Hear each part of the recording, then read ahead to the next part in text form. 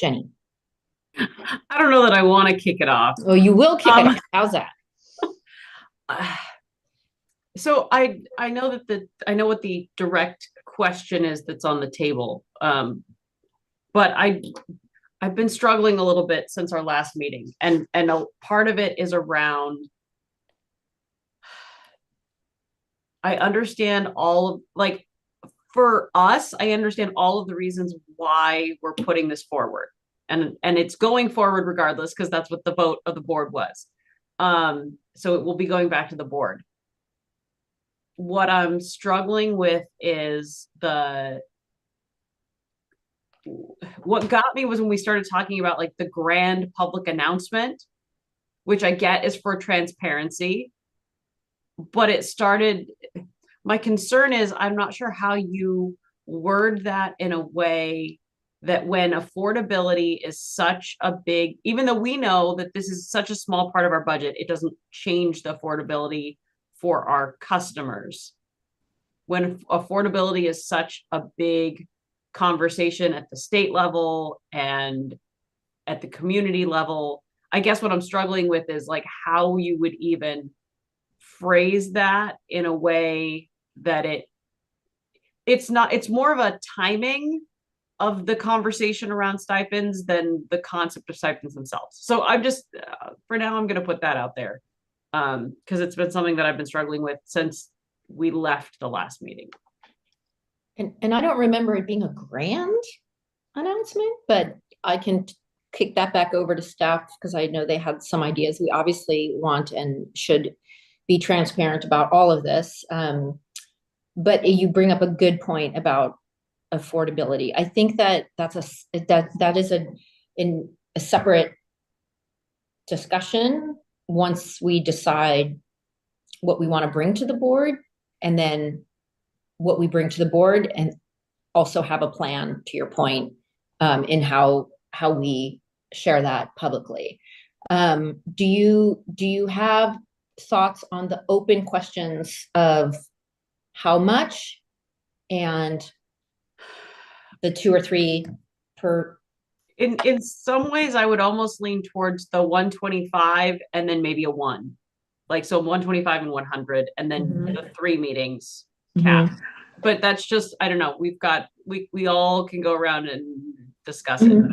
That just because it is, given that it's so sensitive with customers right now and utility costs and all of that, even though we're such a small part of the bill compared to what's really driving those costs, it is something that I didn't used to hear people complain about all the time. And I'm hearing it more and more. And so 100%. Just trying to be sensitive to that. Not that it couldn't be changed later, but sort of for this initial implementation, being a little bit more on the conservative side of what our options are is sort of where my brain is at. But I don't know. Other people might have a strong feeling in a different direction. Okay. Susan, why don't you go next? Thank you. So I wasn't at the board meeting, the last board meeting, but I did watch the meeting. I actually watched it this morning. And I think you guys did a really good job of narrowing or hitting all the points that were hit during the board meeting. I would lean towards the 150 and 100 for committee meetings. I think that makes a lot of sense. Committee meetings are shorter unless there's more opportunity for remote. And I would cap it at 3 meetings a month. So I'm comfortable with that. Okay. Thank you. Jeff. Hi. I always realize that I look so far away when I'm on this camera, so you can't tell facial expressions or anything. Maybe that's good, right? I think probably it is most of the time. I think I'd also lean towards the 150 per board meeting and 100 per committee meeting. At first, it seemed to me like, well, what's the difference? 125 across the board. But then I realized where I am right now, how long it took me to get here, and how long it's going to take me to get home. Much better from here. It's much less of an imposition, and we're not necessarily. We had a discussion about reimbursing for travel at the last meeting. I'm not going to do that here, but it does sort of. It's a lower burden coming to the committee meetings, primarily because we are remote. I think that the board last time was pretty clear. They wanted it in the 125, 150 range for the board meeting. So I think that's kind of the right fit. You know, if we went down to 125 for board meetings and 100 for committee, that'd be okay by me too. But, you know, 150 seems like a perfectly reasonable round number for, I think, to strike the right balance of what we heard at the last board meeting and trying to be conservative and not raise a red flag, to say, you know, now we're paying our board members, you know, $500 a meeting. That would be inappropriate. So this is, I think it's reasonable. I think it's appropriate. And thank you for coming up with these proposals. I think it really does capture what was discussed at the meeting and keeps it in a reasonable level. But again, I'm also open to any other opinions and ideas too. Okay. Julian? So I don't really feel strongly about pay proposal one way or another. I think that as a practical matter, we're really not in any tangible way paying proportionate to time spent. I mean, the number of hours it takes to read through things and then whether you travel or not and sit through a meeting, the 100 and a quarter, 150 is really, you know, it's de minimis. The difference is de minimis. And so too for $100, I think it's symbolic to say, well, a committee meeting is not as intense as a full board meeting, but as a practical matter, again, you're not really compensating people for the time worked. It's kind of an honoraria. Excuse me. And so I'm not a sword I would die on. I could live with either. If you made me make a decision, I would probably pick a single dollar amount and apply it to everything, and then it's simple and everybody knows what they're going to get. But again, I don't feel strong. As to the announcement, I agree. I don't think it has to be grand. It just has to be clear. And I think we can talk about how you want to shape it, but I think that you know, if I were composing this, I would include thoughts about the maturity of the organization, that we move from the time of being a startup but now we're an organization of this dimension. We're the largest in the country. We've accomplished with 70% of our product is green, things like that, and tie that to a decision by the board that small honoraria should be paid for participation. And you know, I think it will get some attention, honestly, but I don't think it'll get a ton of attention. And for me, I would rather get attention prospectively and we can address it than have it come back and bite us in the butt in 6 months or a year when somebody shows up and says, well, how did you do that? Why did you do that? Why did you tell us? You know, and you guys are thieves and all the rest. So, you know, I think it's a bullet we have to bite, but I think it can be crafted in a way that doesn't make it a monumental issue. And yeah, it'll get some attention, but I don't think it'll get a lot. So, those are my 2 bits. Okay. Rita, and I also see Alex is on. Do you have any thoughts, either of you? Alex gave a thumbs up.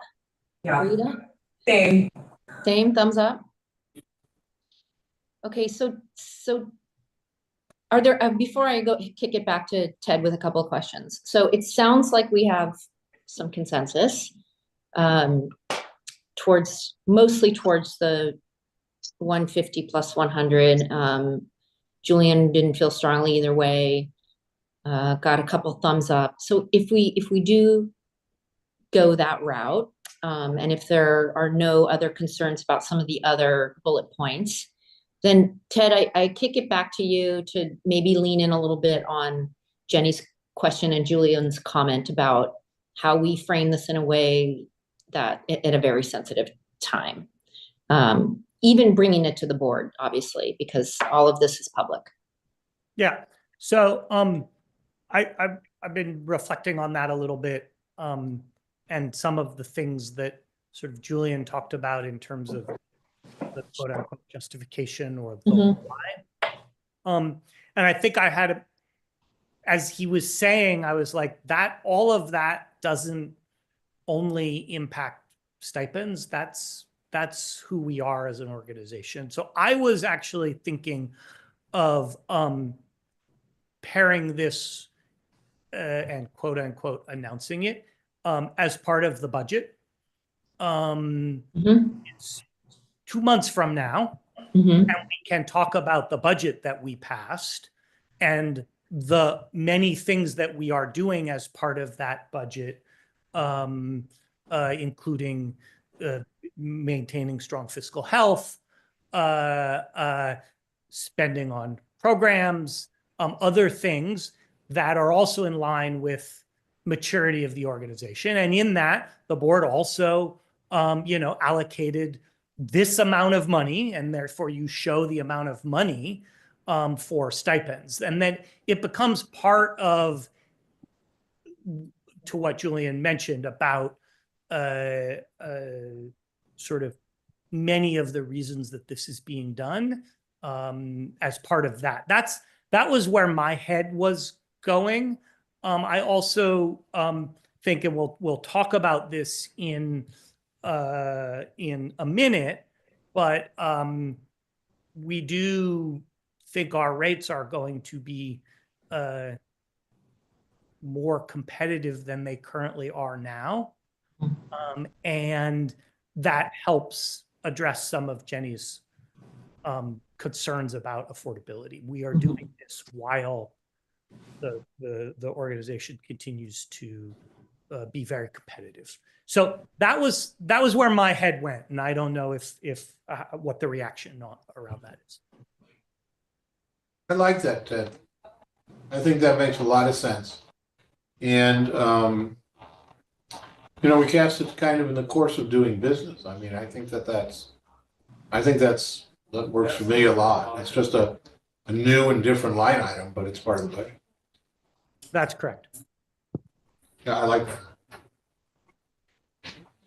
And we explain this to the board as a whole. Would that be part of the? I can explain that. Yeah, I mean, I think when it comes to the board for full approval, that should be part of the presentation. Jenny, you want to add on? Yeah, no, I just wanted to agree that I think that should be part of the presentation. Because it was suggested at the last meeting that it be its own press release. And that's what, there was something about that being its own thing by itself that was very uncomfortable. And so I think if it's in the context of the budget and customer programs and, calling out some of those other things and, kind of going like, oh, you've got 1.5 million for this customer program and, 40,000 for stipends or whatever it is. I think in the context, then it doesn't feel as uncomfortable. Maybe we even mentioned in there how many customers we have across the system, right? So that it really kind of downplays that it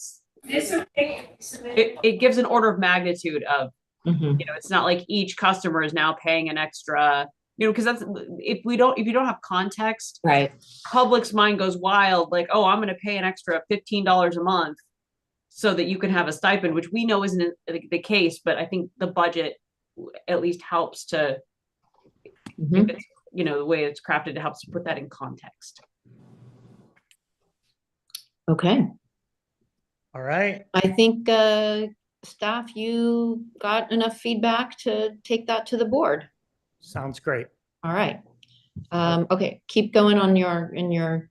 All right, we'll talk about fire response activity in a minute. Yep. But just back to the rates. So we will do an info presentation to the full board about some of the considerations and drivers of rates this upcoming year. We've talked a lot about rates throughout the year just because of the volatility and some of the stuff that happened at the PUC, but this is part of the standard rate setting process. I think let me just go through the three sort of things that we on staff are thinking about, and actually not just thinking about, but working on. The first is the price spread between the three products, which is somewhat of a mechanical cost of service endeavor, and it would be based on no changes to our product content from where we were last year. So that's 40% clean, all hydro for lean, 50% clean with a mix of hydro and renewables for the clean product, and 100% renewables for the 100% renewable energy product. The second is, continuing to, accumulate some reserves, but the pace by necessity will slow down this year, not by necessity, but by just sort of what the organization needs to preserve strong fiscal health. And that allows us to increase our competitiveness. And then the sort of the anticipated SCE rate volatility in the coming year. I know we don't base our rates on that, but we do target, and there is going to be a lot of volatility, probably up and probably down as well in the coming year, and we just need to be cognizant of that. So I'll run through those three items real quick just to give you a bit of a preview and allow you to ask questions here if you'd like. So we're expecting our rate product differentials to widen a bit in the coming year, probably by 1 to 2 percentage points between lean and clean, likely to be 1, and another widening between clean and 100% green. From an analysis perspective, this year it's not really because renewable energy costs are going up, but rather resource adequacy and brown power prices are coming down, and therefore renewable energy as part of our overall costs, as a percentage of our overall costs, are going up. So the renewable energy prices have moderated since last year, which is great. It's just the other prices are coming down a little bit faster. So whereas right now there's a 1 percentage point difference between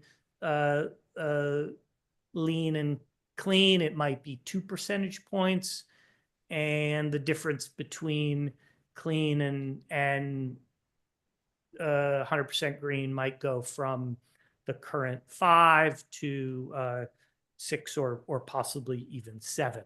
This is not what the comparisons with Edison will be. This is the comparisons among our three products. So when we get to those, actually what the comparisons with Edison will be, again, we'll be bringing you some options back to at next month. But we're definitely looking at a lean that's several percentage points below Edison. Clean also likely to be lower than Edison, maybe at parity, and 100% green to either be right where it is now or perhaps even better than where it is now compared to Edison. So though the spreads are widening, our overall competitiveness will improve. Is sort of I know sometimes conceptually that can be complicated to explain, but that's where we're at. I will say one thing, that the increasing competitiveness of lean will have us maybe for the first time in a rate setting process thinking about our subset customers having a rate option that's cheaper than Edison, which is not something we've not been able to offer so far, which is really good particularly as some of the corporates and government entities who are pulling back on their ESG mandates or goals are looking for other products from our subset. So from a customer retention perspective, that subset, a subset rate that's cheaper than Edison is quite important. The other thing that I mentioned is the volatility of Edison rates. So whatever the board sets in July is from a competitiveness perspective is going to look very, very different 3 months later in October. We will be even much more competitive because Edison is scheduled to implement a double-digit generation rate increase in October, which is the removal of that temporary rate decrease they did last October. So that will make us look very competitive for at least 3 more months. But then in January, it's quite possible, we don't know the direction yet, but it's quite possible that the PCIA would increase and Edison's rates would decrease again. And so some of those competitiveness gains we gain in October may be partially or totally wiped out 3 months after that. So I think I want to let the board know all about that, but I really think that this year is one of those years where it's really good to stay the course and not worry so much about the Edison volatility. Let's set our rates where they need to be, where they can be competitive, and then watch Edison and the PUC do its thing. So that concludes my little presentation there. All right, Jenny. I have a question. I've been getting a lot of questions, understandably, from the public around whether the volatility of the federal landscape will have any impact on our ability to provide as much green energy as we're providing, and if that will then have an impact on our rates or not, or sort of like what that landscape, if we have any sense at this point. I know that there's a lot of uncertainty, it's the buzzword of the day, but if we have any sense at this point on whether that's going to have impact any of our projects coming online or anything like that. Yeah, it's a great question.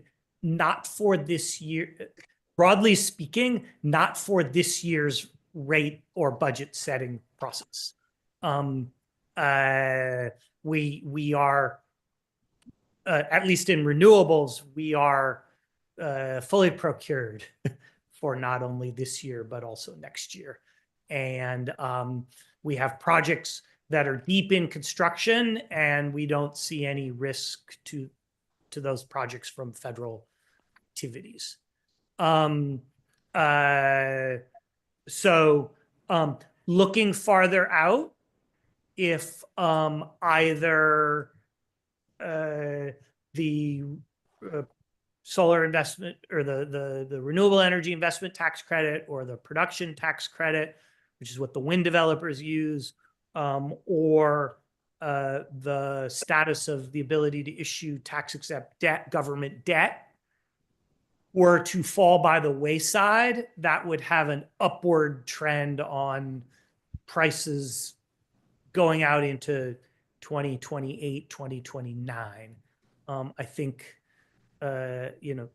getting rid of those tax credits will make people's energy bills go up, but that would not be unique to CPA in the California sense. Anything that our competitor tries to go and acquire will have similar impacts. So I don't think of that so much as from a competitiveness standpoint. And in fact, we're so well procured, they might actually have to go out and buy more. But I do think of it from an affordability perspective, that it will drive everyone's bills up. Thank you. Hey, Mhm. Ted, is there any rate class where we lose money? No, sir. And your anticipated change in the subset, what would that do in terms of the revenue we generate from that class? You want to talk to that, Matt? Sure. I'll lean in so you can see me. Ted doesn't like it when I'm in his shot, but I'll do it right now. It's okay, I can hear you. Great. So the change that we're making, because it's based on cost of service, we're using the same revenue requirement, we're just distributing it differently. And so that means from a revenue perspective or from a margin perspective, there's no change as a result of some of the rates getting more competitive. It's just basically, in some cases, a little bit more cost into 100% green or clean and less cost in green, but it all adds up to the same total number.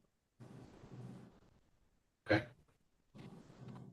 And without getting too deep in the weeds, how has the subset class changed over the course of the last 3 or 4 years? I know when we started, there was a potential there to lose a lot of money.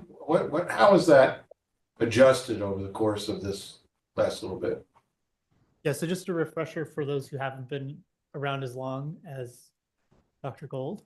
So when we first started and we were trying to put everybody at the same rate comparisons, we looked and we saw that for these subset accounts, which is our large industrial users, our large commercial users, and our pumping and ag and lighting, if we were to charge those same comparisons, we would have lost money on all those groups. So what we did is all the way back in 2019, we switched those to a cost of service approach where we charge a rate that covers the cost plus a similar contribution to the net position as the other customer classes. And so we've been able to, all throughout sticking to that strategy, continue to have those contribute their fair share to the margin and cover their costs. What's happened over time as our portfolio has evolved, as Edison's rates have changed, as a number of factors have changed, that the subset rates, the premiums for the subset rates have steadily declined. So for example, I don't have the numbers in front of me, but if you might have a rate that was for lean power, maybe 5% more expensive than Edison in 2019. And then this coming year, it'll be something of a discount. So, and those have already collapsed to where most of the subset premiums right now are in the 2 to 4% range, whereas they were higher in the past. So that's been sort of a function of our longer term procurement kicking in, Edison changing a little bit about their rate design and cost allocation, the factors Ted mentioned about falling prices for RA and brown power, a number of factors. Thank you. All right. All right, Ted, should we move to the last item? Let's go. Let's do it. You're back on. To Joanne. We've been chunking this fire response and resiliency question into 3 stages, and Joanne will talk about the 3 stages and then some actions we'd like to take on stage 1, which we'd like to hear from you about, but also stage 2 as well. So Joanne, go right ahead. Great, thanks, Ted. As Ted mentioned, Joanne O'Neill, the Director of Customer Programs. We can go ahead to the next slide. So wanted to talk about our fire response as framed by our customer programs and kind of how we're looking at that approach in the short term, medium, and long term, and then hopefully have a good discussion about, feedback on that. I will also flag that this is queued up for discussion at the next board meeting as well. So also welcome any feedback as it relates to that conversation. One thing I will note is as you'd imagine, stage 1 is a lot more fleshed out and concrete. And so we'll be talking about that in probably the most detail with kind of waning detail on the other future stages, quite intentionally as we, leave room open to further exploration on those. We can go ahead to the next slide. So when we're thinking about how we're responding, we're thinking about it first in terms of how can we use our existing program infrastructure, relationships, kind of delivery channels to offer immediate support for our customers. And that's really looking at how do we help customers who were not necessarily directly impacted by the recent fires, but who live in areas that have high fire risk or that have been impacted by frequent power safety shutoffs, both of which, obviously are a big focus for our communities right now. And so that's stage one. And that's something that we can address in the near term. We also want to, in parallel, be looking at what are new program offerings, what are additional strategies that we can take, what was CPA's role in helping the burn areas and the people who lost their homes and businesses recover. And that will include, looking deeply at what else is going on in the region, listening to stakeholders, listening to customers, and seeing where there's gaps and needs for us to engage. And then finally, thinking about longer term strategies. So there's a lot of ideas floating out there. And, we really want to make sure that we don't, focusing on the near term, we don't lose track of how we and partners can work together to increase community resilience more broadly to hopefully prepare for future disasters as well. As you see there's a note that we, even though it's been several months now, there's still a lot evolving in terms of what's needed, who's been impacted and to what extent. And, we want to make sure that whatever strategies we take, we're keeping an ear out and having conversations and, being nimble to change should that be warranted. So let's go ahead and dive into the next slide and the first stage. So there's 3 items I wanted to discuss with what we're calling stage 1. And the first is to add fire resilience to our energy team. So as you may recall, we launched our energy team last fall, which is an advising service for residential and small business customers to help with their energy and electrification upgrades through technical assistance, assessments, and resources to help guide them through that process, which is very complex. We see this as a really good fit as a way to also help customers who are interested in building up the resilience of their home and business, home hardening measures, et cetera, which is obviously a big consideration for folks who are still in those high fire threat regions. And so to do this, we're proposing that we leverage those same resources, so the advisor, the assessments, tools, and online presence, to also talk about that nexus between energy and resilience. And there's a lot of examples, and I could talk for hours about it. I won't bore you, but just an easy one that comes top of mind just to illustrate the point is, a lot of people are considering the external materials of their home and might be looking at replacing that with more fire resilient material. That's a great opportunity to also look at wall insulation or higher R value materials so that you can have that energy benefit as well. And so we're hoping that we can help connect those points in people's minds as they're considering either an energy retrofit adding resilience or resilience retrofit adding energy. And so in order to do this, we will require a scope of work change with our vendor, ClearResult, but we don't anticipate that we'll need any budget increases, and we anticipate that will be within the CEO's signing authority. And I'll go ahead and just kind of finish through these and then open up for questions at the end. Let's go on to the next stage. So the other proposal on the table is to expand our Sun Storage rebate, and that's the program that offers an incentive for customers who add battery storage to either new or existing solar battery systems. And so this would add a resilience kicker. We currently have a kicker, a base rebate, you see kind of in those little circles, of $750, and a kicker for customers who are on our low-income care or fair rates or on medical baseline. So this would establish a new kicker for resilience. And that would, again, support customers who are in high fire threat or impacted by frequent power safety shutoffs. I will note that there's a asterisk in the range there because we are fast and furiously running numbers to try to figure out what the right value should be and what that impact would be financially. Although in all the scenarios we're currently considering, it would be within the current approved budget it for this year, and then would go to you and the rest of the board for future fiscal years. Moving on to the final stage 1 item, which is on the next slide. And this is partnering with the U.S. Green Building Council, California, to implement a contractor training program through our workforce development efforts. And so the USGBC has, as part of the response to the Woolsey fire, developed a wildfire defense training. And so this is something that's in place. I think there's over 1,300 professionals trained, and our investment here would allow them to expand that training with specific targeting in Altadena and in Malibu, and offer that in both English and Spanish. We also anticipate that this will allow them to enhance and provide ongoing materials and virtual training, so that not just through these classes that we're funding, but on an ongoing basis, professionals who are interested in this can gain the knowledge and then certifications.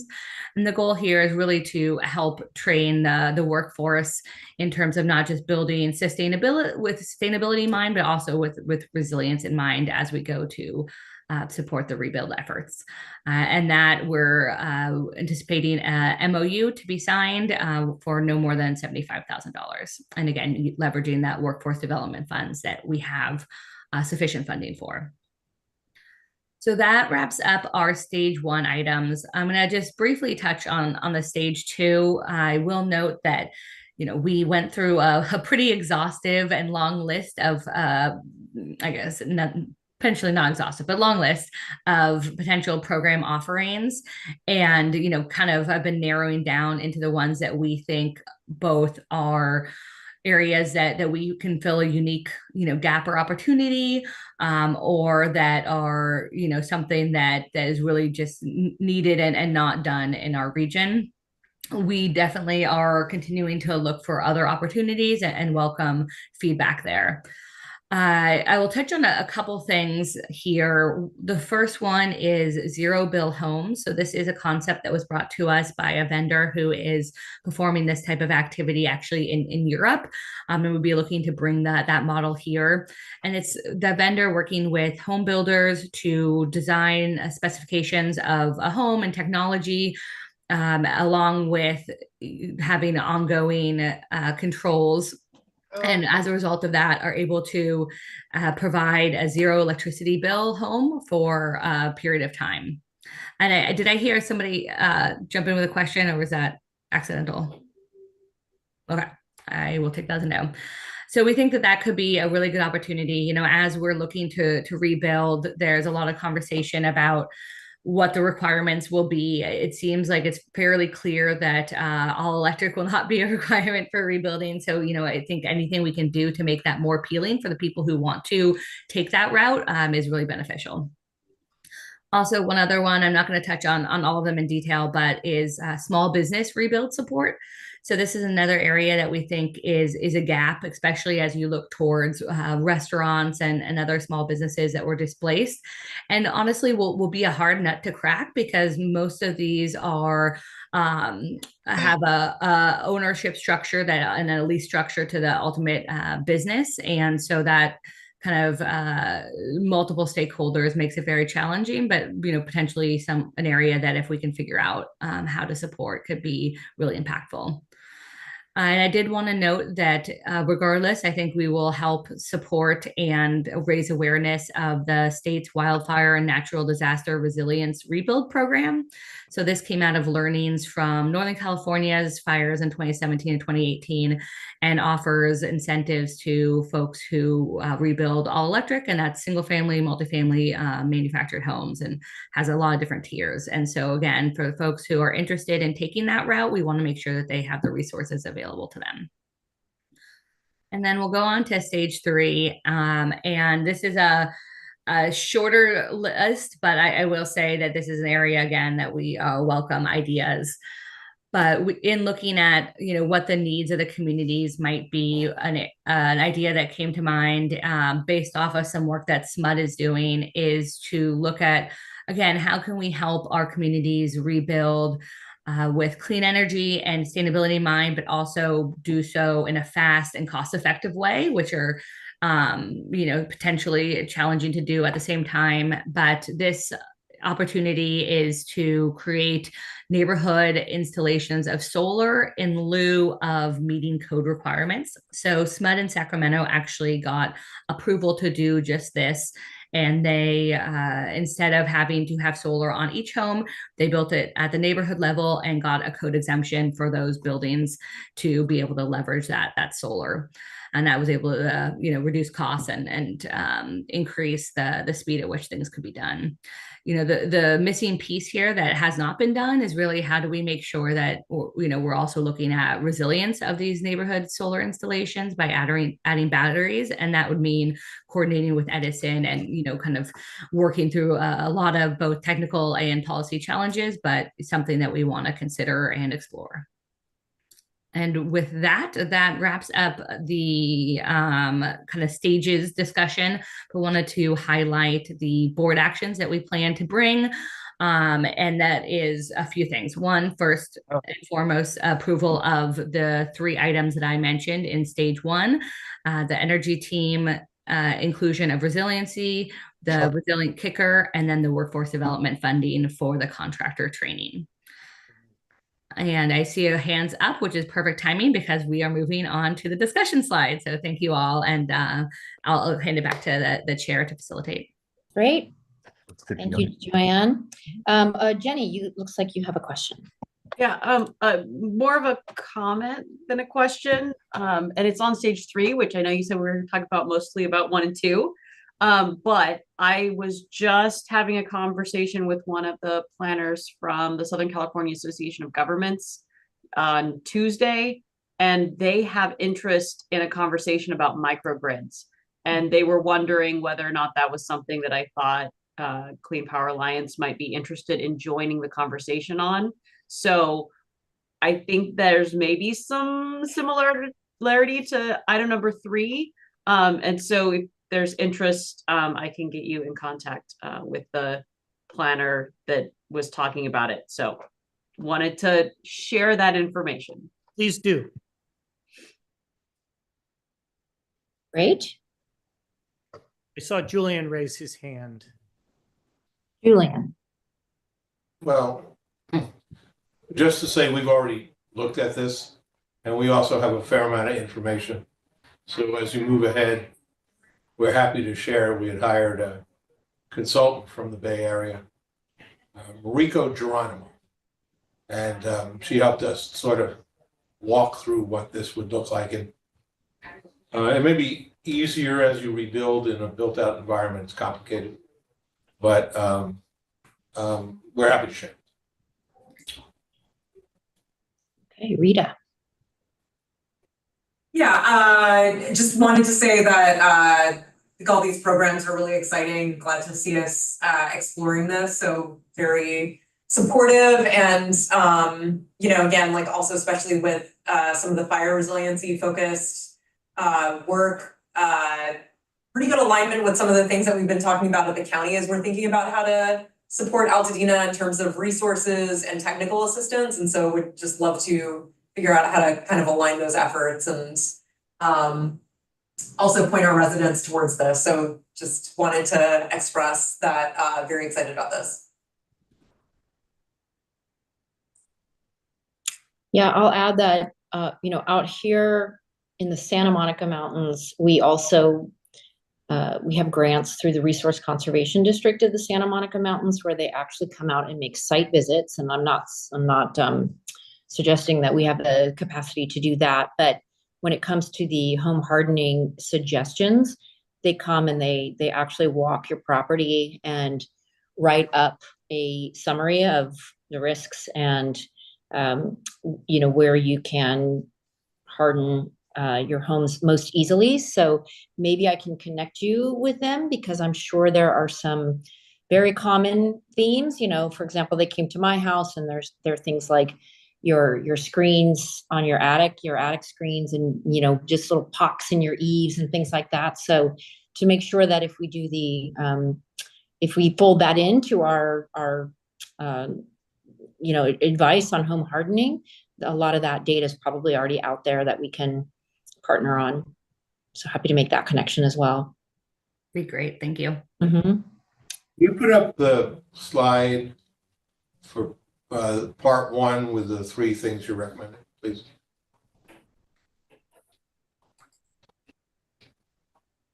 And was that the final board recommendation slide? Was the one with the Could be. three items for part one? Is that what you're asking, Julian? Yeah, I just want to take a look at those again.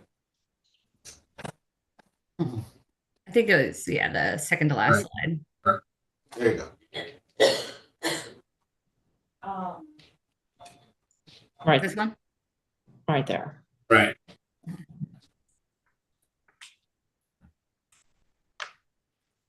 Okay, so you're really asking for, I think you're asking for support for this as what you want to present to the board. Is that the question? Yes, Well, I'm certainly fine with this. great, thank you. I would, I guess, asterisk it only to say, you probably know what I'm going to say. I'd like to know what the cost of the resiliency kicker is. But yeah. Yeah, we're figuring that out as we speak. We'd hoped to have had it today, but we don't quite have it nailed down yet. Some of it is about the sort of the targeting of who is eligible for the kicker, which then impacts the budget. And so there's sort of 2 variables that we're trying to solve for at the same time. And that's why we haven't showed a definitive number yet, but we will have it. Yeah, I think too, when you do present it, it would be helpful, excuse me, to understand what the threshold is to be eligible for it. Even in terms of what other programs have you signed up for, or and in point of fact, just actually talking off the top of my head, so for whatever that's worth, but you know, it may be that we want to use some of those as a requirement, let them do the work up front, qualify folks for the ability to sign up for this, work through some of what that looks like, and if we're going to tie this to some other existing program. Joanne's taking notes. I am. Thank you. Jenny? Do we, for the home hardening piece, would that include, you know, sort of like the 5 feet of defensible space or 10 feet or whatever the recommendation is? Would that be part of the conversation, or would it be mostly siding, eaves, those kinds of things? Yeah, great question. So still a little to be determined, but the premise is that we'd be focusing on the building and those measures that are most related to energy improvements. But we also don't want to shortchange the conversation, so they will have, you know, resources beyond that, and certainly be able to the extent that we can't address something. Maybe it's about, you know, vegetation choices, not necessarily the strong suit. We'll have resources that they can direct people to have those conversations. Great. That's big. The 0 to 5. This might make getting people to the energy, because I know, like, some people, it's like, oh, well, with everything happening at the federal level, maybe it's not worth going through the energy team process, but maybe having some of this, since, you know, resiliency is more top of the mind, maybe this will help guide people a little better towards taking advantage of the tool. It might be helpful to know too, how, at what capacity is our current use of the energy team? Are we using 1/3 of our capacity, or half, or they're working all the time, or what does that look like? And what the implication for this is to that? Yeah, and I can definitely speak to that too in the board slides in kind of more precise information. But we have plenty of capacity. That's not the issue right now. So right now more of our struggle is getting people engaged. And I will note that we took a hiatus from advertising during the holidays and elections, but now we're back in market. Okay. And the only, I guess we haven't talked about the second stage, but at some point, I guess some more information about what zero cost electricity housing really is. What does that actually look like? Yes, and how do we actually achieve it? And is it forever? The current model is between 5 and 10 years. So depending on what the home construction looks like and who's involved in it. And is that because the house is mostly solar powered? Or because Exactly. subsidizing, so it would require a house built with sufficient solar power to run the house. Yep, solar power, battery, usually heat pumps, and then other devices that can be automated to take advantage of time of use rates.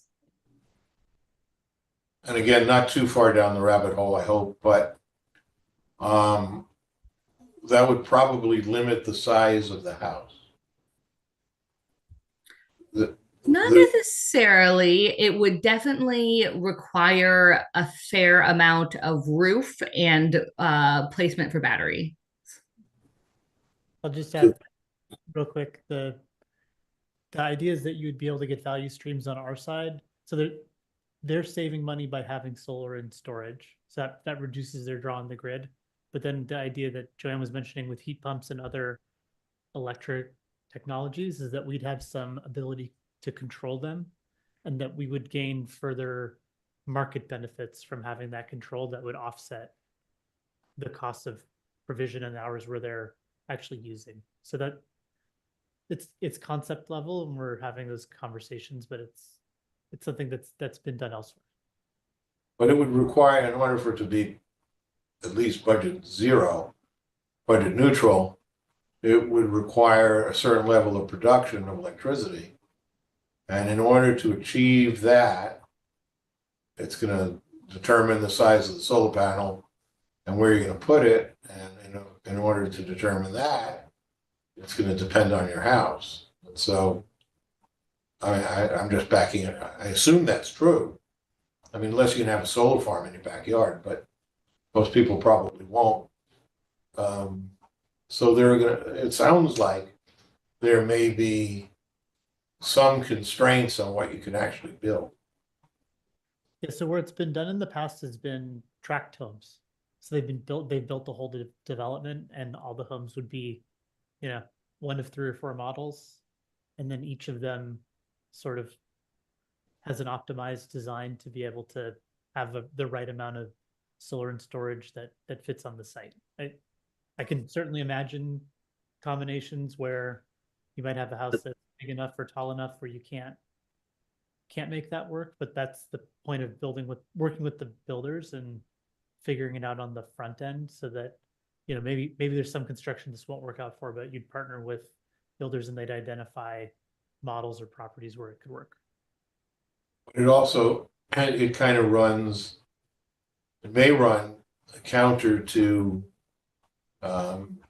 plan programs where they say basically build your old house back, and we're going to get through plan check really quick and you can have your old house. So what is, maybe at some point, what is the intersection of those sorts of things? Yeah, lots to think through on it for sure. Okay. I know it's a rabbit hole, sorry. Any other comments? Otherwise, I think Joanne's got some approval and direction. Great, All thank right. you. I'm not seeing any other hands. So with that, are there any committee comments? Committee member comments, I should say. All right. Then if we have nothing else, I'm going to adjourn the meeting, right? Nothing else on the agenda? And we'll see you at the next board meeting, but the next XCOM meeting will be April 17th. And thank you for your time. Thank you, everyone. Yeah. Hi. Thank you. Thank you so much. The time is 2:40. Thank you.